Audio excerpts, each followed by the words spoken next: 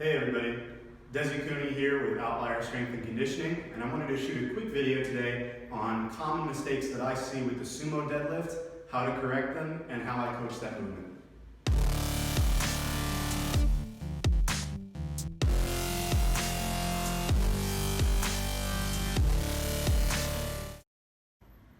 The first most common mistake I see in the Sumo Deadlift is having poor tension on the bar. Good tension through the lats, legs, and core is critical in the deadlift because it provides us the most sturdy avenue through which to transfer force from the ground through that barbell and complete the lift. The second most common mistake I see in the Sumo Deadlift is poor positioning. Some people start with their hips too low and attempt to squat the weight up. This puts the prime movers of the posterior chain in a poor position to contribute to the strength of that pull. Other people start with their hips too high and end up taking their leg drive completely out of the movement and putting their lower back into a disadvantageous position.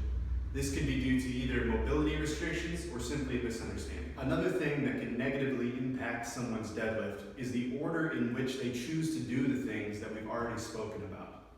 It would be short-sighted to me to say that there is an incorrect way of setting up for the deadlift when there are lots of people who use different strategies and get great results. But I think some strategies are certainly better than others, and I want to share with you what I teach people that leads to a successful deadlift setup. So on my deadlift checklist, step one is pretty easy. Simply bend down and grab the bar and begin to apply tension to it by pulling the slack out of the bar and allowing the bar to pull the slack out of your upper back, arms, and hands. Step two is to keep the tension created from step one and load the posterior chain by raising the hips in this position. You should be able to feel the tension in your hamstrings at this point.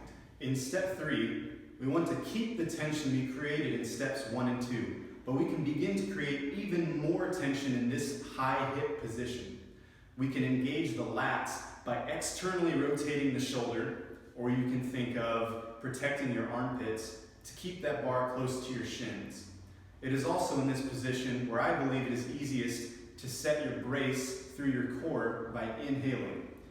At this point, you will have the most tension that we can create in this setup. In the final step, with all the tension we've created, we can begin to drive or wedge the hips forward towards the bar while simultaneously pulling back with the lats. I like to describe this sensation to my clients as acting like a crowbar or a deadlift jack.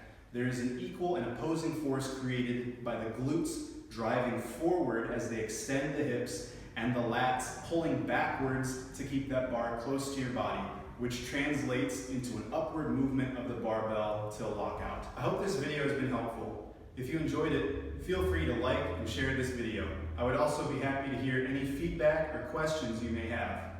For more like this, be sure to visit www.beoutlierstrong.com for articles, programs, and remote or in-person coaching. Thanks a lot.